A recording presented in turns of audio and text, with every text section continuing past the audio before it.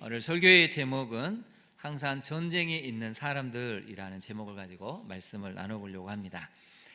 지난주에 말씀을 준비하면서 한 단어가 눈에 많이 띄었는데요. 400원이라는 단어입니다. 여러분, 400원 얼마 안 되죠? 요즘 400원 가지고 뭘 살 수 있을까요? 저도 생각해 보니까 별로 살 수 있는 게 없더라고요. 그래도 우리 때는 먹고 싶은 게 좀 어느 정도 샀는데, 지금 시대에 400원은 사실은 큰 의미가 별로 없을 만큼 작은 돈에 불과합니다. 근데 이 400원을 가지고 투쟁하는 사람들이 좀 있습니다. 대학교에 종사하는 환경비화원들, 경비 또 주차하시는 많은 봉사하신 분들이 식대가 2,700원인데 400억 원을 올려서 3,100원으로 인상해달라 지금 농성을 하고 있습니다. 여러분, 400원이 큰 돈입니까? 작은 돈입니까? 대답하기가 어렵죠. 갑자기 큰 돈일 수도 있고 작은 돈일 수도 있습니다. 큰 돈으로 생각하신 분들은 이걸 월별로 연도별로 따지면 또 한 명이 아니고 수십 명, 수백 명, 수천 명으로 생각하면 이게 큰 돈으로 다가올 수 있고, 또 반대로 다른 경비를 줄여서 좀 인간답게 먹을 수 있고 먹거리를 통해서 행복을 누리게 할 수 있다면 가치로 환산할 수 없는 좋은, 더 못해줘서 4,000원까지도 올려야 되는데 400원쯤에 할 수 있는 그런 생각을 하신 분도 있을 것 같습니다. 생각의 차이, 관점의 차이가 큰 흐름을 만들어낸다는 것이죠. 저도 그 신문 기사를 보면서 많이 안타까웠습니다. 400원을 가지고 우리가 이렇게 고민을 해야 되고 인간다움을 위해서 치열하게 싸워야 되는 이 현실이 너무 서글프기도 하고, 어떻게 해야 될 것인가 많은 고민을 좀 하게 됐습니다. 항상 여러분께 말씀을 드리지만 우리가 어떤 상황, 또 어떤 현실을 보면 두 가지 질문을 던지라고 말씀을 드렸죠. 첫 번째는 복음이 무엇일까? 두 번째, 은혜란 무엇인가? 이 두 가지 관점을 가지고 늘 치열하게 질문하고 씨름을 하셔야 됩니다. 이런 복음은 무엇입니까? 하나님과 우리 사이에 막혀 있던 이 죄의 담이 허물어지면서 원래 하나님이 창조하셨던 참 인간의 형상을 회복하는 것입니다. 죄인으로 죽을 수밖에 없었던 우리들이 예수 그리스도의 십자가 은혜, 그 보혈의 은혜로 다시 하나님의 자녀가 되었습니다. 그 순간 하나님이 우리를 원래 창조하셨던 진정한 인간다움, 인간성이 회복이 된다는 것이죠. 그래서 복음을 안다는 것은 죄인된 우리가 하나님의 자녀가 된다는 것이고, 하나님의 자녀가 된 우리는 이제 하나님이 보시기에 참 좋았더라는 삶을 살아내야 할 책임이 있고 의무가 있고 권리가 있습니다. 그래서 예수 그리스도를 믿는 사람들은 배고픔 때문에 또 가난 때문에 차별을 받거나 무시를 당하거나 인간다운 삶을 못 사는 이런 일은 없어야 한다는 것이죠. 여러분, 은혜가 무엇인지를 알면 우리는 갈수록 가난한 사람들, 사회적 약자들, 우리의 돌봄이 필요한 사람들에게 시선을 두게 됩니다. 그리고 우리가 가지고 있는 물질로, 권력으로 삶의 모든 것들을 흘려보내는 삶을 살게 되는 것이죠. 많은 청년들이 결혼하며 또 많은 분들이 또 삶을 살다 보면 집에 대해서 고민이 많으신 것 같습니다. 20평에 살 것인가, 30평, 40평, 50평. 근데 여러분, 태초에 하나님이 인간을 만드셨을 때 몇 평을 주셨을까요? 여러분, 태초에 하나님 인간을 만드셨을 때 몇 평을 주셨을 것 같습니까? 온 천지가 다 집입니다. 상상할 수 없을 만큼의 무한한 땅을 주셨고, 인간이 마음대로 살 수 있는 땅을 주셨죠. 인간의 탐욕이 생기면서 드디어 거주지를 제한하기 시작하고, 능력이 많은 만큼, 재물이 많은 만큼 넓은 평수, 그게 부의 척도가 되고 행복의 척도가 되어 있습니다. 그게 나쁜 것은 아니지만 은혜를 알면 인간다운 삶이 무엇인가를 고민하고 인간답게 살 수 있도록 도와주는 것이 바로 예수를 믿는 사람들의 모습이라는 것이죠. 그래서 오늘은 여기에 대한 이야기를 가지고 출발해 보려고 하는데요. 우리가 복음을 알고 은혜를 살면 나날이 삶을 살아갑니다. 그러면 성경은 이러한 모습을 어떻게 생각을 하고 어떻게 성경을 알려주고 있을까요? 오늘 본문에 거기에 대한 답이 나와 있습니다. 19절을 한번 보실까요? 19절을 보시면 여로보암의 그 남은 행적, 곧 그가 어떻게 싸우는지 어떻게 다스리는지는 이스라엘 왕 역대의 지략에 어떻게 됐다고요? 기록되니라. 네모로 한번 쳐보실까요? 기록이라는 단어가 굉장히 중요합니다. 여로보암 왕의 인생을 기록을 했다고 이스라엘 왕 역대의 지략, 오늘식으로 표현하면 조선왕조 실록과 같은 데 기록이 되어 있다고 나와 있습니다. 29절도 한번 볼까요? 르호보암의 남은 사적과 그가 행한 모든 일은 유다왕 역대의 지략에 어떻게 됐다고요? 기록되었다라고 나와 있습니다. 네모를 한번 쳐보실까요? 여러분, 기록이 되었다는 것입니다. 왕이 어떤 전쟁을 벌였고 어떤 정책을 펼쳤고 또 신하들과 무슨 얘기가 나오는지 크고 굵직한 내용들을 이스라엘왕 역대지략에, 유다왕 역대지략에 기록이 되어 있다는 것이죠. 그래서 여러분, 우리 인생도 사실은 기록을 해야 됩니다. 기록하지 않으면 과거에 무슨 일이 있었는지, 10년 전, 20년 전에 무슨 일이 있었는지를 잘 알지를 못합니다. 그래서 여러분, 주보가 왜 중요하냐면 주보는 기록을 하는 것이거든요. 10년 전, 20년 전에 6월 마지막 주에 무슨 일이 있었고 어떤 행사가 있었구나, 무슨 본문으로 어떻게 설교를 목사님이 하셨구나, 성도 간의 교제가 무엇이 있었구나를 짧은 주보지만, 주보 한 장이지만 이 역사를 담아내고 있다는 것이죠. 근데 성경은 이 기록에 대한 이야기를 하면서 놀라운 사실을 하나 알려줍니다. 우리 인생을 하나님께서 기록하고 계신다고 알려주고 있습니다. 계시록 20장 12절 말씀을 한번 볼까요? 또 내가 보니 죽은 자들이 큰 자나 작은 자나 그 보좌 앞에 서 있는데 책들이 펴 있고 또 다른 책이 펴졌으니 곧 생명책이라. 죽은 자들이 자기 행위를 따라 책들에 기록된 대로 심판을 받는다라고 요한계시록 20장 12절 말씀에 나와 있습니다. 우리가 하나님 앞에 서면 책이 하나 탁 놓여져 있는데 그 책에 우리의 인생이 기록되어 있다는 것이죠. 죽은 자들은 자기 행위를 따라 책들에 기록된 대로, 책들에 기록된 대로 심판을 받는데요, 여기서 말하는 행위는 첫 번째는 우리가 예수님을 믿었느냐 믿지 않았느냐, 구원의 행위가 있었느냐 없었느냐의 첫 번째 기록이 있고, 예수를 믿으면 그 위에 우리의 삶은 어떤 삶을 살았는가를 책이 기록하고 있다는 것입니다. 계시록 20장 15절 말씀을 한번 볼까요? 누구든지 생명책에 기록되지 못한 자는 어디에 던져진다고요? 불못에 던져지리라. 여기서 질문을 하나 던지고 있었습니다. 오늘 예배 드신 우리 모든 성도님들은 생명책에 기록이 되어 있으십니까? 기록되어 있지 않으십니까? 네, 대답을 잘 하셔야 되겠죠. 생명책에 기록이 되어 있습니다. 내 행위가 아니라 오직 예수 그리스도의 은혜, 예수님이 십자가에서 나를 위해 죽으시고 나를 위해 흘리신 그 생명의 보혈 때문에 우리 모두는 생명책에 기록되어 있습니다. 그래서 영원한 형벌이 있는 불못에 던져지는 삶이 아니라 아버지 하나님이 예비하신 영원한 천국에서 참 안식과 쉼을 누리며 하나님을 찬양하는 영혼의 삶을 생명책에 기록된 자들이 살게 된다고 요한계시록은 알려주고 있죠. 요한계시록 21장 17절 말씀을 같이 한번 읽어보겠습니다. 무엇이든지 속된 것이나 가증한 일 또는 거짓말하는 자는 결코 그리로 들어가지 못하되 오직 어린 양의 생명책에 기록된 자들만 들어가리라. 아멘. 세상적인 속된 것들, 세상의 풍습을 쫓아가는 것들은 못 들어간다는 것이죠. 가증한 일, 마음의 생각이, 감정이 가증한 것은 또 못 들어갑니다. 거짓말하는 것도 못 들어가는 거죠. 이렇게 보면 우리는 다 여기에 해당이 되는데 성경은 알려주고 있습니다. 우리는 완벽한 존재가 아니고 지난주에 말씀을 살펴봤지만 온전한 존재로 사는 것이죠. 때로는 거짓말할 수 있고 죄를 저지를 수 있지만 그때마다 하나님 앞에 엎드려 우리 죄를 회개하고 다시 한번 예수님의 보혈의 능력을 의지하는 그 사람들, 생명책에 기록된 자들은 바로 영원한 천국에 들어갈 수 있다고 알려주고 있습니다.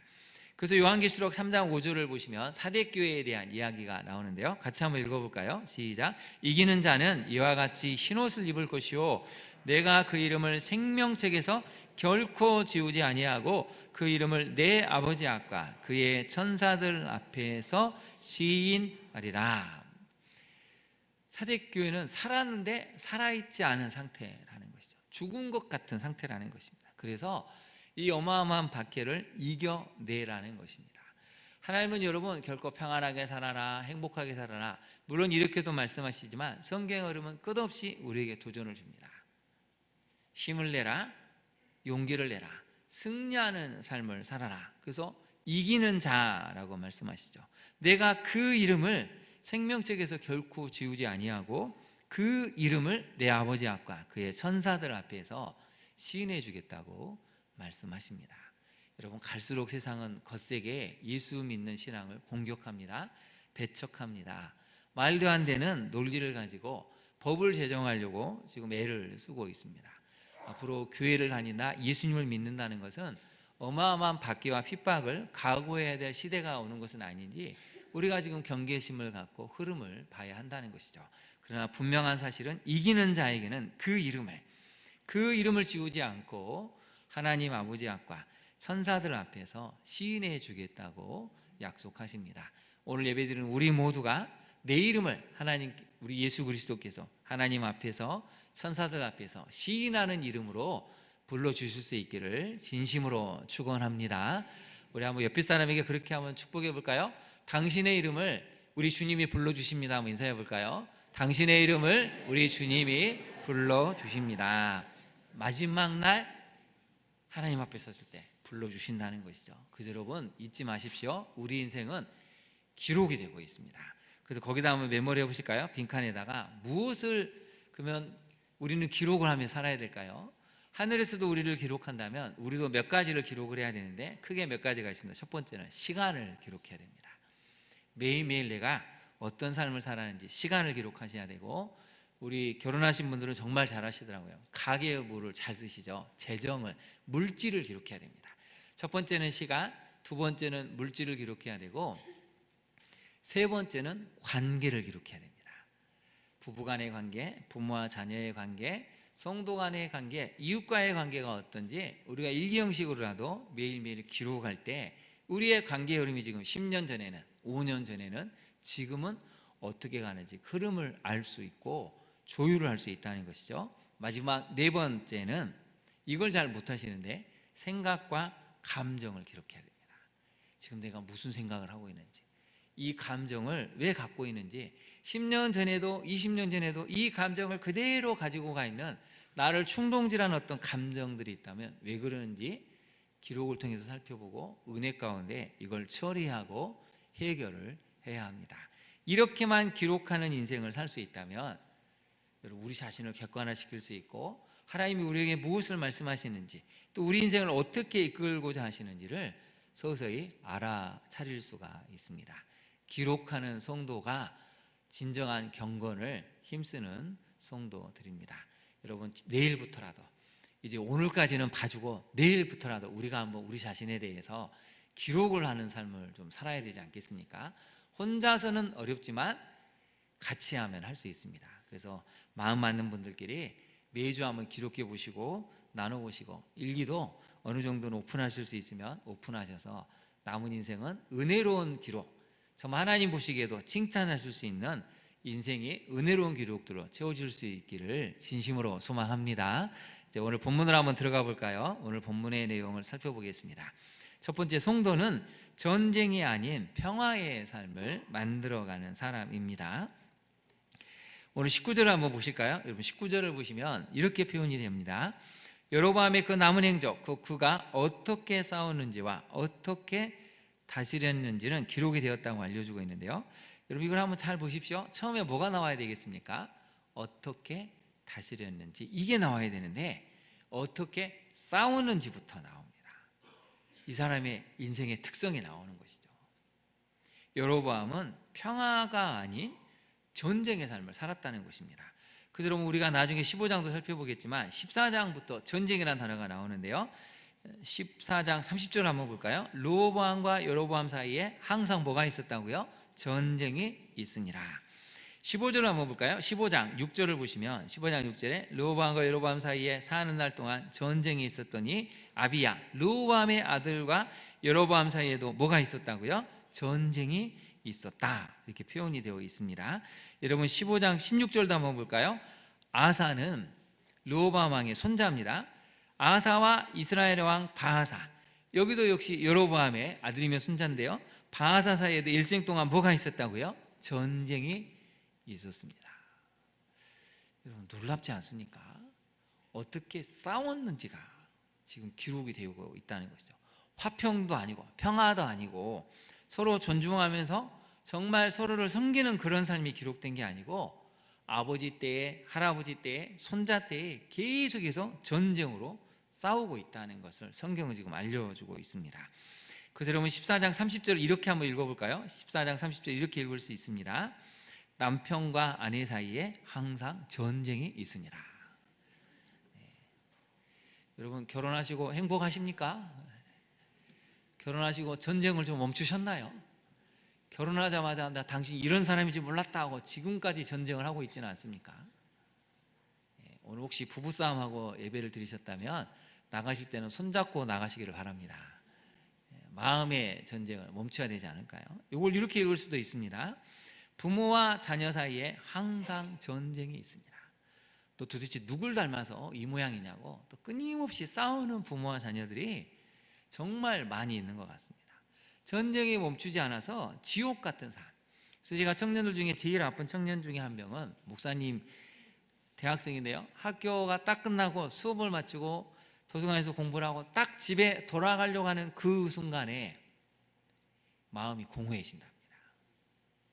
너무 쾌활하고 개그맨 했으면 성공하겠다 싶을 정도로 너무 활달한 이 청년이 집에 가려고 잘 가고 딱 돌아서는 그 순간에 마음이 공허해진답니다.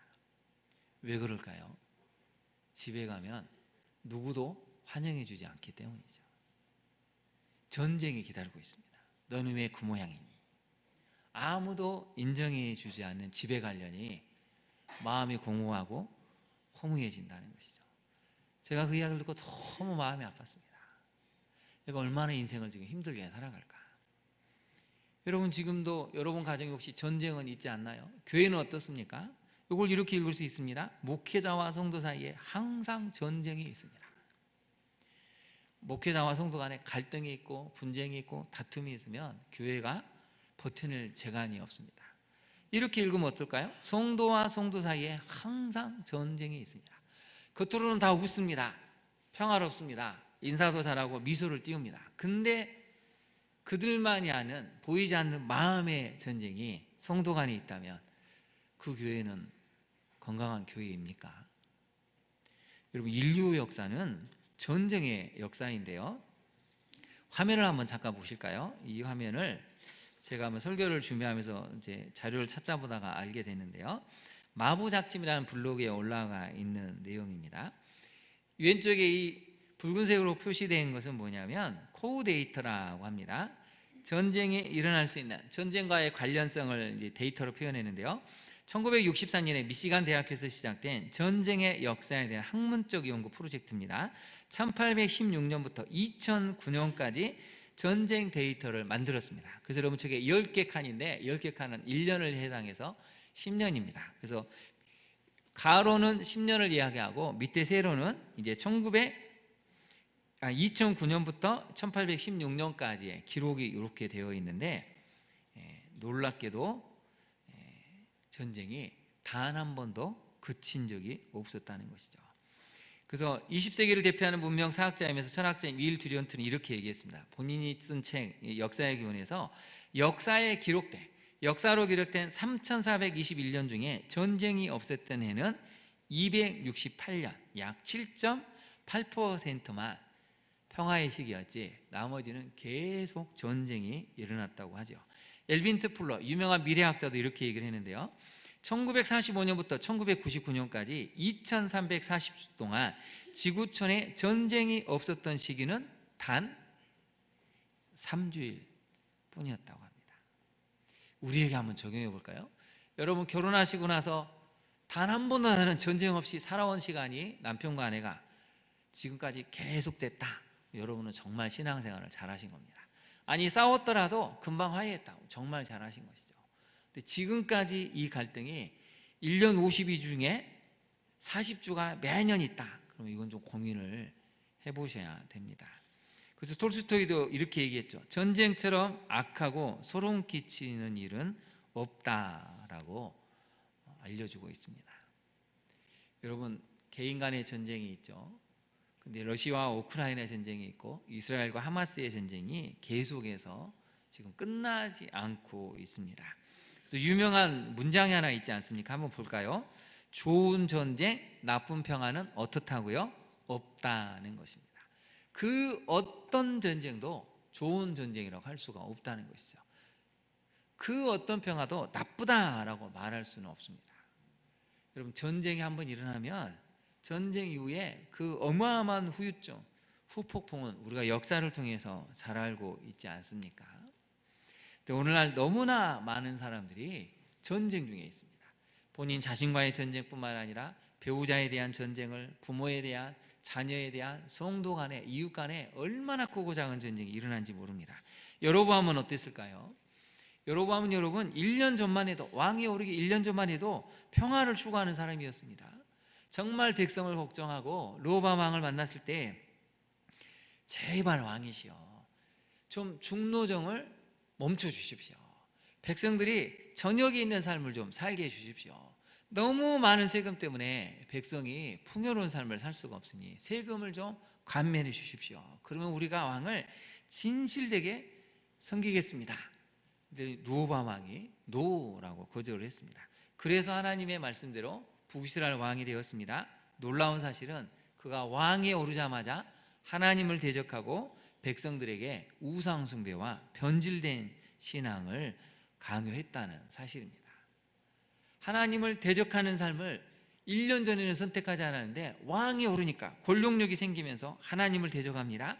남유다와는 끊임없는 전쟁을, 르호보암 왕과 그의 아들과 그의 손자까지, 자신의 아들이, 자신의 손자들이 계속해서 그런 전쟁을 벌일 수 있는 어마어마한 제약의 길을 바로 여로보암이 만들었다는 것이죠. 왜 이런 일이 발생하는 것입니까? 이유는 한 가지입니다. 아담과 하와의 범죄 이후로 인류는 끊임없는 전쟁을 벌여왔습니다. 하나님을 대적을 합니다. 죄에서 벗어나지 못하는 자신과의 전쟁이 끊이지를 않습니다. 여러분, 1월 1일부터 오늘 6월 30일까지 여러분은 무슨 전쟁을 지금 치르고 오셨습니까? 가장 힘든 싸움의 대상은 바로 나 자신이죠. 나 하나를 어떻게 할 수가 없는 것이 연약한 우리의 모습입니다. 한번 살펴볼까요? 개인과 공동체를 파괴시키는 탐심과 음란, 폭력, 시기심, 이기심 등으로 인해서 갈등이 일어납니다. 문제와 상황이 극심해질 때 사람들은 시선이 두 부류로 나눠지죠. 하나님을 바라보면서 해결할지, 아니면 문제와 상황을 바라보면서 낙심하고 절망하고 이 상황에 대해서 한탄하고 원망하며 끝없이 추락하고 무기력해질 것인지에 대한 이 시선의 싸움이 있습니다. 지난주에 제가 참 놀라운 일들을 여러 번 경험을 했는데요. 지난주에 매상고등학교에서 요청이 와서 교직원들 경건의 설교를 좀 제가 금요일 날 오후에 하게 되었습니다. 근데 제가 이 강당에 들어가면서 얼마나 감동을 했는지 모릅니다. 저는 별로 기대를 안 하고 갔는데 다 이제 한 50대 60대 저처럼 머리가 희끗희끗한 분들만 앉아있겠지 했는데 들어가는 순간 머리가 희끗희끗한 분은 10명도 안 되고요, 거의 100명 가까운 7, 80명 된 이 교사분들이 다 30대 초중반입니다. 제가 희망이 생겼습니다. 이렇게 젊은 사람들이, 금요일이지 않습니까? 불금을 꿈꾸고 다 흩어질 판인데 이 교사들은 그 시간에 남아서 예배를 드리잖아요. 다음 세대 고등학생들을 위해서, 중학생들을 위해서 상계학교 선생님들이 모여가지고 그 금요일 오후에 뜨겁게 찬양하고 기도하고 말씀을 붙드는 이 모습을 보고 제가 얼마나 감동이 되는지 모릅니다. 그래서 제가 설교를 잘하겠다 싶어서 정말 말씀을 준비했는데요. 근데 제가 어떤 은혜를 경험했냐면, 사실 제가 40일 작정 기도를 하고 있습니다. 오늘이 33일차 때인데 제가 40일 작정 기도를 하면서 참고하는 책이 하나가 있습니다. 이 책이 뭐냐면 유예일 사모님이라고 6이 죽고 0이 사는 40일 작정 기도라는 책이 있습니다. 유튜브 영상도 있어서 제가 그것을 매일 보고 기도도 하고 또 제 나름대로 40일 작정 기도를 하고 있는데, 그 전날에 요 내용이 나온 겁니다. 한번 볼까요? 프레이 포인트라 그래서 한번 잠깐 띄워주시죠. 같이 한번 읽어보겠습니다. 시작. 주님, 나의 시선을 문제와 상황이 아닌 오직 주님에게 고정합니다. 시선 싸움에서 승리하겠습니다. 나의 영혼아, 오직 주님만을 바랄지어다. 아멘. 시선의 싸움이 있다는 것이죠. 제가 이 작전 기도를 듣는데 갑자기 제가 너무 마음이 감동이 되었습니다. 하나님이 말씀 준비가 부족한 저에게 이걸 알려주시는구나. 전쟁이라는 주제로 설교를 할 텐데 우리 인생에 이런 시선의 싸움이 있구나. 끊임없는 비교, 그 속에서 나타나는 열등과 피해 의식이 아니라 시선의 싸움이 벌어질 때 주님께 시선을 고정하고 이겨내야 된다는 말씀이었구나. 얼마나 제가 감동이 되는지 모릅니다. 근데 제가 40일 작정 기도를 2가지를 하고 있는데요, 자녀를 위한 작정 기도도 또 하고 있습니다. 근데 하필 그날 아침에 작정 기도를 하는데 신기하게도 그 자녀를 위한 작정 기도의 주제가 뭐였냐면 학교와 학교 선생님들을 위한 기도였습니다. 제가 그것을 타이핑을 하고 수정을 해서 예배 끝날 때 우리 선생님들과 그걸 프린트해서 같이 한번 읽었습니다. 얼마나 하나님의 은혜가 큰지요. 제가 자꾸 이 작정 기도를 지금 강조하는 이유는 무엇입니까? 조만간 하겠다는 것이죠. 미리 지금 제가 작업을 하고 있는 것입니다. 여러분, 피해갈 수가 없습니다. 가을에 자녀를 위한 작정 기도부터 시작하고 내년 사순절 기간에는 40일 작정 새벽 기도를 할 겁니다. 그러니까 지금부터 준비를 하시고 이번 기회에 한번 하나님의 은혜를 경험해 봐야 되지 않겠습니까? 이럴 때 아멘이 크게 나와야 되는데 엄청 부담이 되신 것 같습니다. 여러분, 중요한 건 기도할 때 하나님이 역사하신다는 것이죠. 여로보암은 끝없는 전쟁의 인생을 살았습니다. 그래서 여러분 다시 한번 보실까요? 19절에 보시면 기록을 하는데 그가 어떻게 싸웠는지, 그의 인생이 얼마나 치열한 전쟁의 인생이었는지를 성경은 알려주고 있습니다. 그래서 여러분, 인류 역사는 전쟁의 역사라고도 할 수 있죠. 그래서 사람의 힘으로는 진정한 화평, 평화를 만들기가 어렵습니다. 평화의 왕으로 오신 예수 그리스도, 그분만이 진정한 화평, 화목, 하나됨을 주실 수가 있습니다. 성경 구절을 한번 살펴볼까요? 에베소서 2장 14절 말씀인데요, 같이 한번 읽어보겠습니다. 그는 우리의 화평이신지라 둘로 하나를 만드사 원수된 것 곧 중간에 막힌 담을 자기 육체로 오시고, 예수님은 우리의 화평이 되십니다. 하나님과 우리 사이에 도저히 무너뜨릴 수 없었던 이 중간에 막힌 담, 죄악의 담을 예수님이 십자가에 직접 못 박히심으로 완전히 허물어뜨리셨습니다. 그래서 하나님과 우리 사이에는 담이 없습니다. 누군지 예수 그리스도를 나의 구주 나의 하나님, 내가 죄인임을 고백하고 나의 죄를 용서해달라고 하고 예수님을 나의 구주 나의 하나님으로 고백하는 순간 우리는 아버지 하나님께 고속도로로 질수하는 길이 열려졌다는 것이죠. 그래서 여러분, 우리는 여로보암처럼 평화가 아닌 전쟁의 삶을 살 것이 아니라 이제 화평의 사람으로 살아야 한다는 것이죠. 적용을 한번 해볼까요? 여러분, 우리는 어떻습니까? 지금까지 어떤 전쟁을 치르며 살아오셨습니까? 남편된 우리 성도님들, 아내든 우리 성도님들, 부부간에 왜 전쟁을 그치지 못하고 있습니까? 부모된 우리는 어떻죠? 자녀와 어떤 전쟁을 벌이고 있습니까? 마음에 들지 않는다고 끊임없이 지적질하고 탓하고 원망하며 너는 왜 이런 모양이니 하고 여러분 혹시 전쟁을 부추기고 있지는 않습니까? 적용을 한번 해보십시오. 나는 화평의 사람입니까? 아니면 가는 곳마다 갈등과 분쟁을 일으키는 사람입니까? 내가 서 있는 곳에서 막혀있는 담은 무엇입니까? 여러분, 담을 허물어뜨리셔야 됩니다. 이 담을 갖고 있는 한 평생 우리는 성경에 기록된 이 여로보암과 르호보암 사이에 있었던 전쟁을 성도 간에도 가족 간에도 이웃 간에도 멈출 수가 없습니다.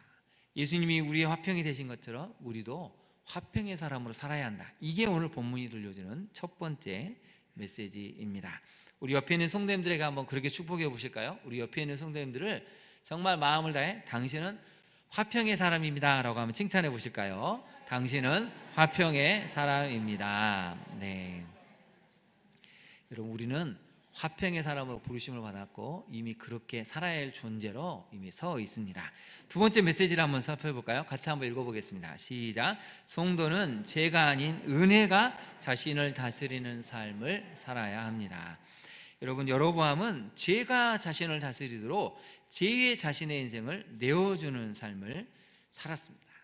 여로보암은 북이스라엘 왕이 되자마자 남유다와 차별성을 꾀하고 자신만의 왕국을 공고히 세우고자 했습니다. 그래서 그가 사실 세운 것은 뭐냐면 차별성을 꾀하면서 만들어 놓은 것은 우상숭배, 탐욕의 길입니다. 하나님을 대적하는 길이었습니다. 그것은 결국 그 다음에 일어난 모든 왕들이 결국 BC 722년에 망할 수밖에 없는 멸망의 길을 만들었다는 것이죠.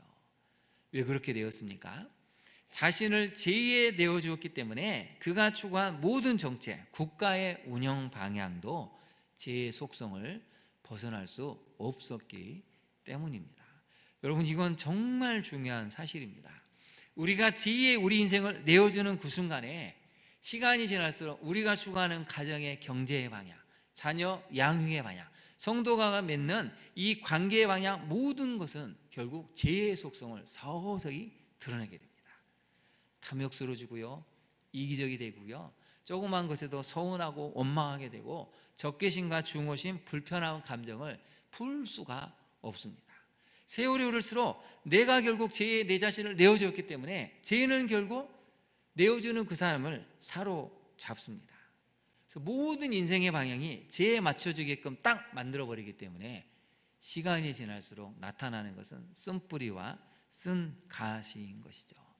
얼마나 이게 북이스라엘 백성들에게 강력하게 작동을 했는지 우리가 나중에 살펴보겠지만, 불의 선지자 엘리야가 등장을 하고 그의 제자 엘리사가 등장을 해도 북이스라엘 왕들을, 이 백성들을 바꿀 수가 없었습니다. 왜 그랬다고요? 죄에게 자신들을 내어줬기 때문입니다.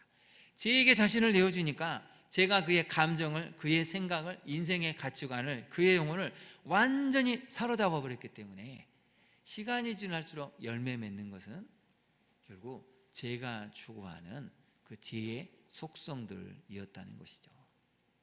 여러분은 누구에게 지금 여러분의 인생을 내어주고 있습니까?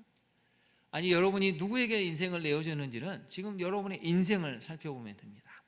쓴뿌리와 쓴가시가 많습니까? 죄송하지만 이미 우리가 죄에게 우리 인생을 내어주고 있는 결과입니다. 그러나 가난해도 힘들어도 그래도 하나님을 붙들고 오직 은혜, 오직 감사, 그래도 하나님만을 붙듭니다. 믿음의 용기를 보이면 우리는 이미 은혜를 붙드는 삶으로 살아가고 있는 것이죠. 여러분, 말씀을 묵상하고 하나님께 우리 자신을 내어드리는 고백과 훈련하는 것을 선택하지 않으면 어느 순간 죄가 우리를 다스리고 끌고 가는 것을 절대 막을 수 없습니다. 아니, 저항조차 할 수가 없습니다. 그래서 디모데전서 4장 7절에서 8절 사도 바울이 유명한 권면을 하죠. 같이 한번 읽어볼까요? 시작. 망령되고 허탄한 저속하고 헛된 꾸며낸 이야기 신화를 버리고 경건에 이르도록 내 자신을 연단하라. 육체의 연단은 약간의 유익이 있으나 경건은 범사에 유익하니 금생과 내생의 약속이 있느니라. 아멘. 사도 바울도 매일 고백합니다. 날마다 내 자신을 쳐서 복종시킨다. 끊임없이 죄의 충동이 일어나는 나 자신을 보면서 날마다 오늘 예수 그리스도의 십자가 은혜로 말씀으로 나 자신을 쳐서 복종시킨다고 고백할 정도라면 우리는 어떻게 해야 됩니까? 매일매일 사도 바울처럼 우리도 우리 자신을 연단해야 한다는 것입니다. 어디에 이르도록요? 경건에 이르도록. 우리가 몸짱이 되려고 그렇게 연습하는 것도 어마어마한 유익이 있다고 생각하는데 성경은 뭐라고 알려주죠? 육체의 연단은 약간의 유익이 있는데 경건의 훈련, 이 경건은 범사 유익하는데 현재 인생에도 나중에 하나님 나라에 들어가게 된 영원한 삶에도 약속이 있을 만큼 유익하다는 것입니다. 여러분, 여로보암은 죄가 자신을 다스리도록 자신의 인생을 송두리째 죄에 내어주었기 때문에 자신도 비참하게 결말을 맞이하지만 그의 후손들은 불과 2년 후에 완전히 다 멸문지화를 당하게 되는 끔찍한 비극을 경험하게 됩니다. 우리가 어디에 우리 인생을 맡기느냐는 삶의 방향성을 정하는 중요한 결정이라는 것이죠. 적용을 한번 해볼까요? 여러분, 매일 십자가의 날을 못 받고 주님께 이끌리며 살아가는 인생을 살고 있습니까? 아니면 죄에 끌려가는 인생을 살고 있습니까? 이제 선택을 해야 한다는 것입니다. 말씀을 정리해 보겠습니다. 우리는 여로보암처럼 전쟁의 삶이 아닌 평화의 삶을 살도록 부르심을 받았습니다. 여로보암처럼 제 자신의 인생을 내맡기는 사람이 아니라 은혜의 말씀에 우리 인생을 맡겨서 하나님이 원하시는 성령의 열매를 맺도록 부르심을 받은 사람들입니다. 오늘의 이 말씀을 잘 기억하시고 은혜의 말씀에 여러분을 맡겨서 남은 하반기는 정말 하나님이 원하시는 성령의 9가지 열매, 사랑과 생김, 평화의 열매를 맺어갈 수 있는 우리 모든 성도님들 되시기를 진심으로 축원합니다. 우리 함께 기도하도록 하겠습니다. 여러분, 특별히 여러분 가정에 전쟁이 있습니까?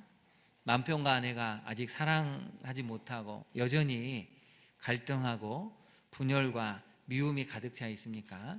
부모와 자녀 간에는 어떤가요? 성도들 간에 어떻습니까? 목회자와 성도들 간에는 어떻습니까? 하나님은 멈추라고 말씀하십니다. 화평을 이뤄라, 용서해라, 너희 힘으로는 안 되니 예수를 붙들어라라고 말씀하십니다. 내 인생을 죄에 맡겨서 여러분 말할 수 없는 아픔이 있으셨습니까? 이제 은혜로 내 인생을 맡길 테니, 말씀에 맡길 테니 하나님 내 인생을 주관하시고 열매 맺는 인생에 다게 해달라고 우리 시간 주님의 이름을 간절히 부른 다음에 기도하도록 하겠습니다. 주여, 이 시간 간절히 간구합니다. 주님, 그렇습니다. 우리 인생은 끝없는 전쟁이 있는 인생입니다. 주님, 그렇게 사랑한다고 고백하고 결혼한 내 남편이, 내 아내가 때로는 믿기도 하고 싫기도 해서 마음에 들지 않아서 여전히 전쟁 중에 있는 부부들이 얼마나 많은지 모릅니다. 부모와 자녀 간에 서로 마음에 들지 않는다고, 누구를 닮아서 너는 이 모양이라고 끝없이 자녀를 탓하고, 또 그런 부모를 향해서 원망과 분노를 쏟아내는 우리 자녀들도 있습니다. 성도 간에도 보이지 않는 불편한 감정들이 있어서 내면에 치열한 싸움들이 얼마나 많이 있는지요. 목회자가 성도를, 성도가 목회자를 불신하는 이런 교회들이 많아서 얼마나 많은 교회들이 전쟁 중인지 모릅니다. 국가 간에도 전쟁이 있고, 지역 간에도 전쟁이 있고, 인종 간에도, 세대 간에도 전쟁이 있는데 이것을 멈출 수 있는 힘이 우리에게는 없습니다. 주여, 우리를 불쌍히 여겨 주옵소서. 이 전쟁을 끝내고 싶습니다. 하나님이 전쟁 중에 피폐해진 우리 영혼이, 무력해진 영혼이, 답답한 영혼이 하나님 다시 한번 치유받고 회복되기를 원합니다. 먼저 가까운 가족 간에, 배우자 간에 화목의 역사가 일어나게 하옵소서. 내 힘으로는 할 수 없사오니 주여, 우리를 도와주시고 이 전쟁을 그쳐서 먼저 우리 가정이 평화를 찾게 하옵소서. 우리 교회가 진정한 화평의 그 열매를 맺기를 간절히 소망합니다. 주님, 도와주옵소서.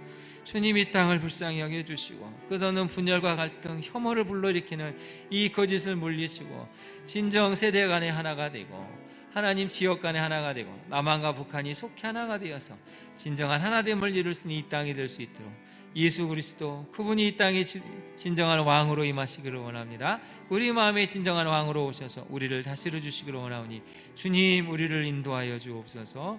평화로 채워 주옵소서. 예수님 이름으로 기도합니다. 아멘.